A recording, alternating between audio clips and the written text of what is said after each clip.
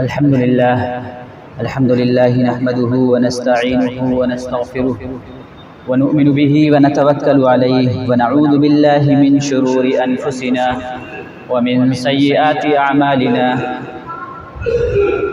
من يهده الله فلا مضل له ومن يضلله فلا هادي له ونشهد أن لا إله إلا الله وحده لا شريك له ونشهد أن سيدنا وسندنا وشفيعنا وحبيبنا ومولانا محمدا عبده ورسوله صلى الله تعالى عليه وعلى آله وأصحابه وأزواجه وذريته أجمعين أما بعد قال الله تبارك وتعالى أعوذ بالله من الشيطان الرجيم بسم الله الرحمن الرحيم أقيموا الصلاة وآتوا الزكاة صدق الله العظيم وصدق رسوله النبي الكريم ونحن على ذلك لمن الشاهدين والشاكرين والحمد لله رب العالمين اللهم صل على محمد وعلى آل محمد كما صليت على إبراهيم وعلى آل إبراهيم إنك حميد مجيد اللهم بارك على محمد وعلى آل محمد كما باركت على إبراهيم وعلى آل إبراهيم إنك حميد مجيد۔ محترم بزرگوں اور دوستو، اللہ رب العزت کا بے پایا احسان، فضل اور کرم ہے کہ اس نے ہمیں اور آپ کو جمعے کی مناسبت سے یہاں جمع فرمایا اور کچھ کہنے اور سننے کی توفیق عطا فرمائی۔ یہ رمضان المبارک کا عشرہ مغفرت چل رہا ہے۔ تقریباً آدھا رمضان المبارک گزر چکا ہے۔ اللہ رب العزت کی مغفرت کی بارش اس مہینے کے اندر ہو رہی ہے۔ یوں تو پورے مہینے میں اللہ تبارک و تعالیٰ کی رحمتیں، اللہ تبارک و تعالیٰ کی مغفرتیں اور اللہ تبارک و تعالیٰ کی نوازشیں برستی رہتی ہیں،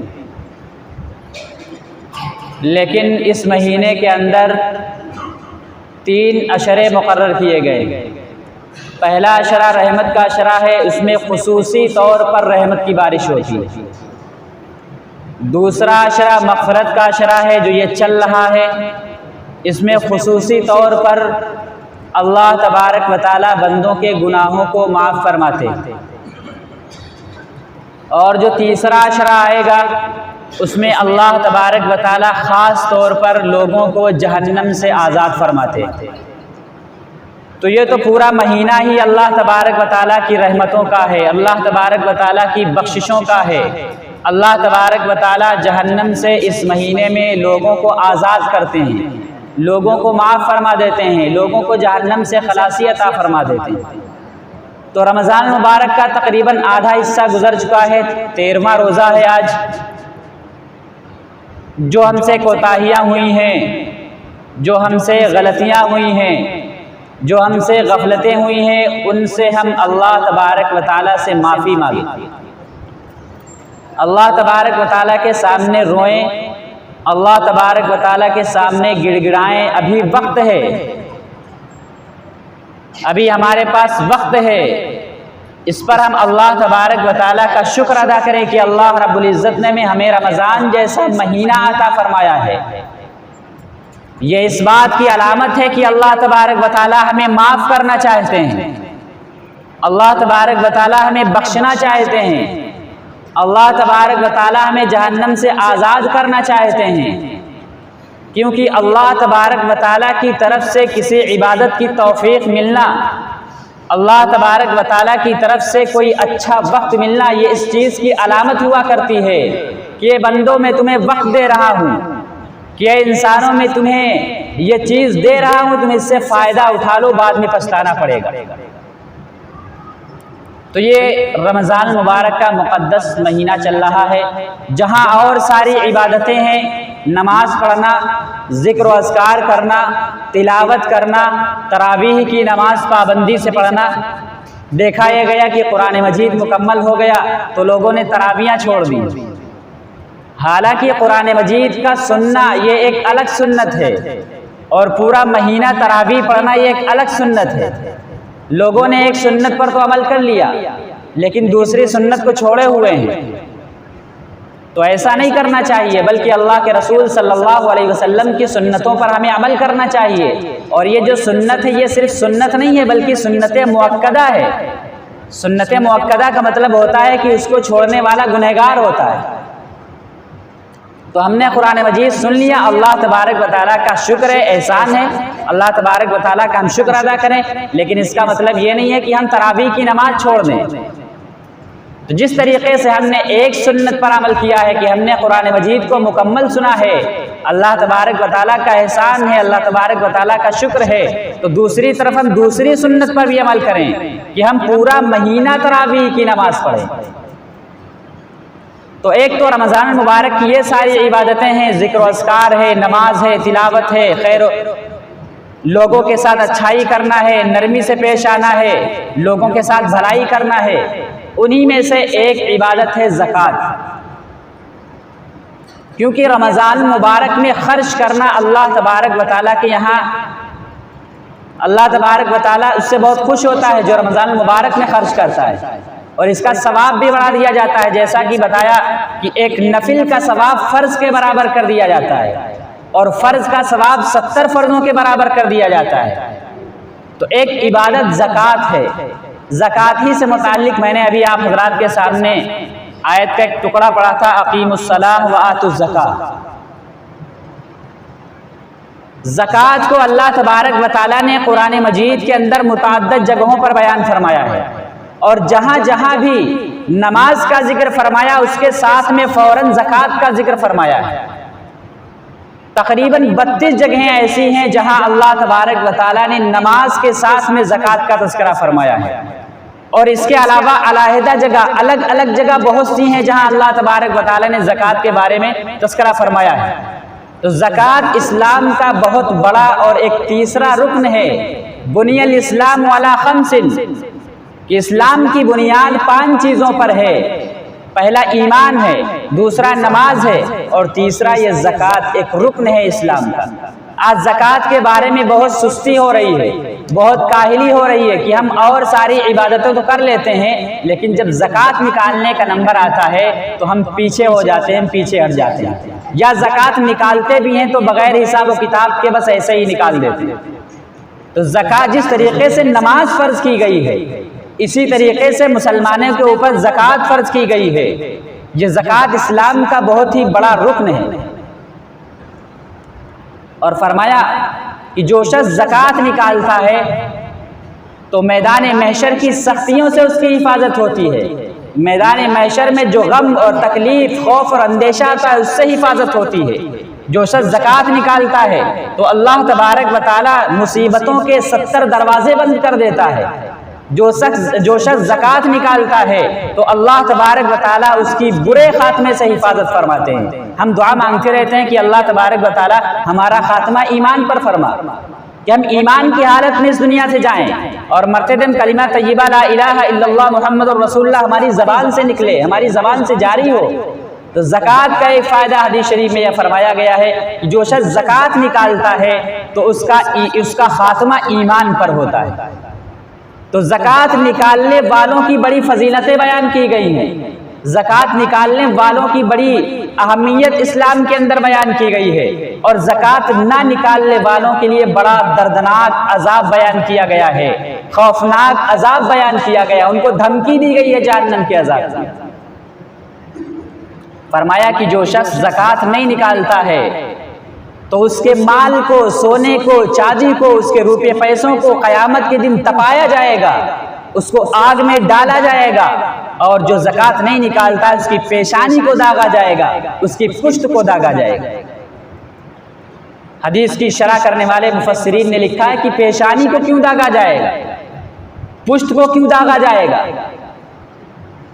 تو اس کی وجہ یہ بیان فرمائی ہے کہ جب ان کو زکوٰۃ دینے کا نمبر آتا ہے، جب ان سے کہا جاتا ہے کہ زکوٰۃ اپنے مالوں کی نکالو، یا کوئی ان کے پاس پہنچتا ہے زکوٰۃ لینے کے لیے، یا کوئی سفیر پہنچتا ہے، تو سب سے پہلا جو زکوٰۃ نکالنا نہیں چاہتا ہے، سب سے پہلا اس کا کام یہ ہوتا ہے کہ پیٹ پھیر کر چلا جاتا ہے، کچھ جواب نہیں دیتا ہے۔ تو پیٹ پھیر کر چلے جانا اس بات کی علامت ہے کہ تم زکوٰۃ نہیں نکالنا چاہتے ہو۔ تو فرمایا کہ اس کی پشت کو داغا جائے گا، اس کی پیٹھ کو داغا جائے گا۔ دوسرا کام یہ کرتا ہے وہ شخص کہ اس کی پیشانی کے اوپر بل آ جاتے ہیں کہ ہم سے زکوٰۃ کے لیے کہا جا رہا ہے، ہمارا مال کم پڑ جائے گا، تو فرمایا کہ اس کی پیشانی کو داغا جائے گا۔ اور فرمایا کہ جو شخص زکوٰۃ نہیں نکالتا ہے تو قیامت کے دن اس کے مال کو ایک طوق بنا دیا جائے گا، سانپ کی شکل میں، ایک زہریلا سانپ اس کے گردن میں اس کی لٹکا دیا جائے گا۔ تو زکوٰۃ نکالنے بھی بڑے انعام ہیں، اور جو شخص زکوٰۃ نہیں نکالتا ہے اس کو اللہ تبارک و تعالیٰ نے جہنم کے عذاب سے ڈرایا ہے کہ اگر تم زکوٰۃ نہیں نکالو گے تو تمہارے ساتھ یہ انجام ہوگا، کیونکہ زکوٰۃ فرض کی گئی ہے۔ اب زکوٰۃ فرض کس کے اوپر ہے؟ ہر شخص پہ تو فرض ہوتی نہیں ہے۔ کچھ مسئلے مسائل ہیں جو یہاں پہ بیان نہیں کیا جا سکتے ہیں، نہ تو اتنا وقت ہے، نہ تو اتنی باتیں ذہن میں اچانک آتی ہیں کہ یہ بیان کیا جائے۔ جو باتیں ذہن میں آ جائیں گی ان کو بیان کر دیا جائے گا۔ اور زکوٰۃ سے متعلق آپ حضرات کو جو شکوک و شبہات ہوں تو علماء اکرام سے سوالات پوچھیں، مجھ سے ملیں، انشاءاللہ جو ہو سکے گا میں رہنمائی کروں گا۔ تو زکوٰۃ کس کے اوپر فرض ہے؟ تو اس کو غور سے سنیں۔ جو صاحب نصاب ہو۔ اب صاحب نصاب کس کو کہا جاتا ہے؟ صاحب نصاب اس کو کہتے ہیں جس کے پاس 7.5 تولہ سونا ہو، یا 52.5 تولہ چاندی ہو، یا نقدی روپیہ اتنا ہو جس سے 52.5 تولہ چاندی خریدی جا سکتی ہو، یا مال تجارت اتنا ہو جس سے 52.5 تولہ چاندی خریدی جا سکتی ہے۔ میں بیچ میں یا کہہ رہا ہوں اور نہیں کہہ رہا ہوں، یہاں پہ دھیان دینے کی بات ہے۔ یا اس کے پاس 52.5 تولہ چاندی ہو، یا 7.5 تولہ سونا ہو، یا اتنا نقدی روپیہ ہو جس سے 52.5 تولہ چاندی خریدی جا سکتی ہو، یا اگر کوئی کاروبار ہے، دکان ہے تو مال تجارت ہو اتنا کہ اس سے 52.5 تولہ چاندی خریدی جا سکتی ہے۔ یا یہ چیزیں آپ کے پاس نہیں ہیں، نہ تو 52.5 تولہ چاندی ہے، نہ 7.5 تولہ سونا ہے، نہ نقدی روپیہ اتنا ہے، نہ مال تجارت اتنی ہے، بلکہ تھوڑا تھوڑا ہے، تھوڑا سا سونا ہے، تھوڑی سی چاندی، ایسا ہوتا ہے اکثر گھروں میں، تھوڑا سا سونا ہے، تھوڑی سی چاندی ہے، کچھ روپیے ہیں۔ اگر آپ کا کاروبار ہے، دکان ہے تو کچھ مال بھرا ہوگا دکان کے اندر۔ تو اب ان سب کو جوڑا جائے گا، ان سب کی ٹوٹل کیا جائے گا، ان کی قیمت بنائی جائے گی کہ کیا ان روپیوں سے 52.5 تولہ چاندی خریدی جا سکتی ہے کہ نہیں۔ اگر خریدی جا سکتی ہے تو اس شخص کے اوپر زکوٰۃ واجب ہو جائے گی۔ اب 52.5 تولہ چاندی ہوتی کتنی کی ہے؟ تو میں نے ابھی 1-2 دن پہلے معلومات کی ہے سناروں کی دکان سے، تو آج کے اعتبار سے تقریباً 38,000 روپے بنتے ہیں۔ تو 38,000 روپے کوئی زیادہ قیمت نہیں ہے آج کے دور میں۔ جس کے پاس 38,000 روپے ہوں گے اس کے پاس، اس کو اوپر زکوٰۃ فرض ہو جائے گی، زکوٰۃ واجب ہو جائے گی۔ اب چاہے وہ نقدی روپیے ہوں یا سونا اور چاندی اور مال تجارت کو ملا کر اتنا روپیہ ہو جاتا ہو، اس شخص کے اوپر زکوٰۃ واجب ہو جاتی ہے۔ اب سوال یہ پیدا ہوتا ہے کہ زکوٰۃ نکالی کتنی جائے گی؟ تو زکوٰۃ کا بہت آسان مسئلہ ہے کہ 40واں حصہ، یعنی 40 روپے میں 1 روپے نکالنا ہے آپ کو، یا اسی کو آپ کہہ لیجئے کہ 2.5% نکالنی ہے۔ 2.5% کا مطلب ہے 100 روپے میں 2.5 روپے نکالنا ہے۔ تو اس کا آپ اگر حساب کرتے چلے جائیں گے تو 1 لاکھ روپے میں 2.5 روپے بنے گا، 2.5 روپے، 1 لاکھ میں 2.5 روپے۔ اب جتنا جس کے پاس ہو، کم ہو یا زیادہ ہو، اسی اعتبار سے آپ زکوٰۃ نکالتے رہیے، انشاءاللہ آپ کی زکوٰۃ نکل جائے گی۔ تو امید ہے کہ آپ حضرات کو یہ بات تو سمجھ میں آ گئی ہوگی۔ اب ایک جو بات توجہ دینے کی ہے وہ یہ ہے کہ بہت سے حضرات زکوٰۃ کو اندازے سے نکالتے ہیں، ان کے پاس کوئی حساب و کتاب نہیں ہے۔ تو یاد رکھیں کہ اندازے سے زکوٰۃ آپ کی ادا نہیں ہوگی، بلکہ آپ کے ذمے میں اس کا ادا کرنا فرض رہے گا، اس کا ادا کرنا واجب رہے گا، اور آپ گنہگار ہوں گے۔ بلکہ آپ پوری مالیت کا حساب کریے، اس کو ٹوٹل کریے، اس کا حساب و کتاب اپنے پاس رکھیے، پھر حساب کر کے ایک ایک پیسے کی آپ زکوٰۃ نکالیے، اس وقت آپ کی زکوٰۃ ادا ہوگی۔ اگر آپ اندازے سے ایسے نکال لیں تو زکوٰۃ ادا نہیں ہوگی۔ دوسری بات، دوسرا مسئلہ یہ ہے کہ زکوٰۃ نکالنے کے وقت یہ نیت ہونا چاہیے کہ ہم زکوٰۃ نکال رہے ہیں، ہاں یہ الگ بات ہے کہ جس کو ہم زکوٰۃ دے رہے ہیں اس سے کہا نہ جائے کہ ہم تم کو زکوٰۃ دے رہے ہیں، بلکہ کسی بہانے سے دے دیا جائے۔ اگر آپ کہہ دیں گے اس سے زکوٰۃ تب بھی ادا ہو جائے گی، لیکن سامنے والے کو شرمندگی محسوس ہوگی۔ اس لیے بہتر یہ ہے کہ اس کو کوئی ہدیہ کے طور پر، یہ میں ہدیہ دے رہا ہوں، یہ عطیہ دے رہا ہوں، یہ آپ کو عیدی ہے کہ اپنے گھر بال بچوں پہ خرچ کر لینا، اس حساب سے کسی کو زکوٰۃ دی جائے۔ اور ایک اہم بات یہ ہے کہ زکوٰۃ ہم کیسے شخص کو دیں، کیونکہ آج بہت بڑا سوال یہ پیدا ہوتا ہے کہ آج کل ہمیں غریب نظر نہیں آ رہے ہیں۔ سب سے بڑا مسئلہ یہ ہے کہ ہم دیں کس کو؟ تو آپ کو جو سمجھ میں آتا ہو، جس کو زکوٰۃ دینا ہے اس کے بارے میں چند لوگوں سے آپ معلومات کر لیجئے کہ یہ شخص زکوٰۃ کا مستحق ہے یا نہیں ہے۔ اگر آپ کو ظن غالب ہو جائے، آپ کو اطمینان ہو جائے کہ فلاں شخص زکوٰۃ کا مستحق ہے، تو آپ زکوٰۃ دے دیجئے اس کو۔ بسا اوقات ایسا ہوتا ہے، لوگ کہتے ہیں کہ میں نے بیواؤں کو زکوٰۃ دے دی۔ اچھی بات ہے، بیواؤں کو زکوٰۃ دینا چاہیے، کیونکہ ان کا سہارا بننا یہ اسلام کے اندر بہت بڑی ایک عبادت ہے۔ لیکن بسا اوقات اکثر ایسا ہوتا ہے کہ بیواؤں کے پاس زیورات رہتے ہیں، ہوتا ہے ایسا، ان کے پاس زیورات اتنے رہتے ہیں کہ ان کے اوپر زکوٰۃ فرض رہتی ہے، ہاں پیسے ان کے پاس نہیں رہتے ہیں، تو یاد رکھیں کہ ایسی بیوہ کو بھی زکوٰۃ دینے سے زکوٰۃ ادا نہیں ہوگی، کیونکہ اس کے اوپر پہلے سے زکوٰۃ فرض ہے، وہ خود زکوٰۃ دے دوسروں کو۔ اگر اس کے پاس پیسے نہیں ہیں تو اپنا زیور بیچے اور زکوٰۃ دے۔ تو لوگوں کو ڈھونڈیں، تلاش کریں کہ کون محتاج ہے، کون غریب، آپ کی ذمہ داری ہے۔ یہ نہ سوچیں کہ زکوٰۃ لینے والے ہمارے پاس آئیں گے، بلکہ زکوٰۃ دینے والے کی ذمہ داری ہے کہ لوگوں میں تلاش کریں کہ زکوٰۃ کا مستحق کون ہے اور زکوٰۃ کا مستحق کون ہے نہیں ہے۔ سب سے بہت آسان آپ کو ہے کہ مدارس کو زکوٰۃ دے دیں۔ مدارس میں زکوٰۃ دینے سے، مدرسوں میں زکوٰۃ دینے سے آپ کو دوہرا اجر ملے گا۔ ٹائم کچھ زیادہ ہو رہا ہے، آپ سے معذرت چاہتا ہوں، لیکن بات پوری کرنی ہے ورنہ ادھوری بات رہ جائے گی۔ تو مدرسوں میں زکوٰۃ دینے سے آپ کو دوہرا اجر ملتا ہے۔ ایک تو زکوٰۃ دینے کا اجر ملے گا، کیونکہ مدارس کے اندر بہت سارے یتیم بچے بھی پڑھتے ہیں، غریب بچے بھی پڑھتے ہیں، تو ان کے اوپر وہ روپیہ خرچ کیا جاتا ہے۔ دوسرا آپ کو جو ثواب ملے گا وہ یہ ملے گا کہ آپ نے دین کے پھیلانے میں مدد کی ہے، وہاں سے عالم پیدا ہوں گے، وہاں سے حافظ پیدا ہوں گے، اور ان کے ذریعے سے پھر بعد میں پتہ نہیں کتنے ان کی ذات سے عالم پیدا ہوں، ان کی ذات سے حافظ پیدا ہوں۔ تو ایک طریقے سے آپ نے دین کے پھیلانے میں مدد کی ہے۔ تو مدارس میں زکوٰۃ دینے سے دوہرا اجر ہے۔ آپ لوگوں کو بھی زکوٰۃ دیں، غریبوں کو، مسکینوں کو تلاش کریں، اور مدرسوں کو بھی نہ بھولیں، مدرسوں کو بھی زکوٰۃ دیں، کیونکہ مدرسے میں زکوٰۃ دینے سے آپ کو ڈبل اجر ملے گا۔ اس لیے آپ سے گزارش ہے کہ میرے پاس بھی رسید موجود ہے مدرسے کی، میرے یہاں مدرسہ چلتا ہے الحمدللہ، اس میں 100 سے زائد بچے ہیں جو باہر کے طلبہ ہیں۔ اور ابھی میرے والد صاحب کا جب انتقال ہوا تھا تو یہاں کے کچھ حضرات، کمیٹی کے حضرات گئے بھی تھے وہاں، مدرسہ دیکھا ہے انہوں نے۔ تو آپ حضرات سے گزارش ہے کہ مجھ سے بھی رسید زکوٰۃ کی اور فطرے کی کٹوا سکتے ہیں۔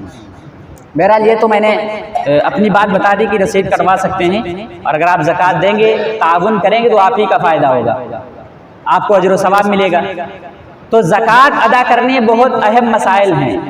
اگر آپ کسی کو شکوک و شبہات ہو، کچھ پوچھنا ہو، تو انشاءاللہ بعد میں مجھ سے پوچھ لیں، اور جس شخص کو رسید کٹوانی ہو تو مجھ سے کسی بھی نماز کے بعد یا امام صاحب سے ملاقات کر لیں، آپ ذرا رسید کٹوا لیں۔ تو یہ چند باتیں تھی، باتیں تو اور بھی ہیں زکوٰۃ سے متعلق، لیکن میں گھڑی دیکھ رہا ہوں کہ بہت ٹائم ہو رہا ہے، اس لیے آپ حضرات سے گزارش ہے کہ جو باتیں کہی گئی ہیں ان پر ہم عمل کریں۔ اللہ تبارک و تعالی ہمیں عمل کرنے کی توفیق عطا فرمائے۔ وآخر دعوانا ان الحمد للہ رب العالمین۔